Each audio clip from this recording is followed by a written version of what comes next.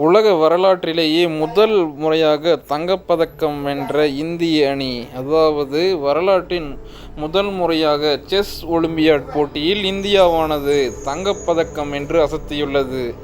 இந்த போட்டியானது ஹங்கேரியில் நடைபெற்று வருகிற போட்டியாகும். செஸ் ஒலிம்பியாட் போட்டி 45வது செஸ் ஒலிம்பியாட் போட்டியின் ஓப்பன் பிரிவில் இந்திய அணியானது தங்கம் வென்றுள்ளது.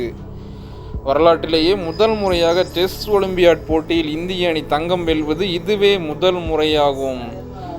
ஸ்லோவேனியாவுக்கு எதிரான போட்டியில் அர்ஜுன், குகேஷ் ஆகியோர் வெற்றி பெற்றதன் மூலமாக தங்கப்பதக்கம் இந்திய அணிக்கு உறுதியாகியுள்ளது.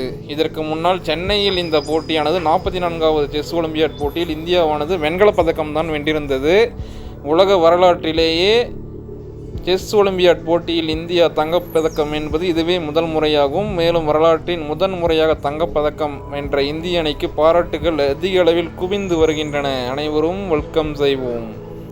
பொதுவாக செஸ் ஒலிம்பியாட் போட்டியில் 2 பிரிவுகளில் சிறப்பாக ஆடும் அணிக்கு கப்ரிந்தஸ்லி கோப்பை வழங்கப்படும். 2022ஆம் ஆண்டு இந்தியாவானது இந்த கோப்பையை பெற்றிருந்தது.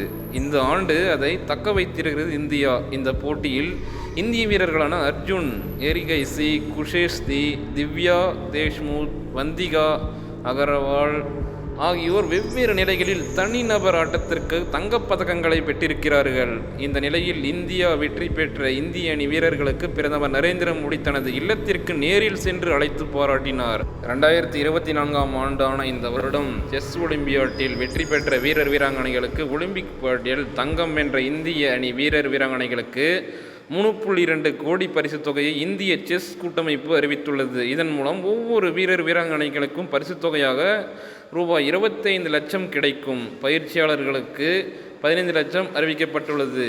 இந்திய பிரதிநிதிகள் குழுவின் தலைவரான கிராண்ட்மெண்ட் தற்போது 10 லட்சமும் உதவி பயிற்சியாளருக்கு 7.5 லட்சமும் ரொக்க பரிசாக அறிவித்துள்ளது.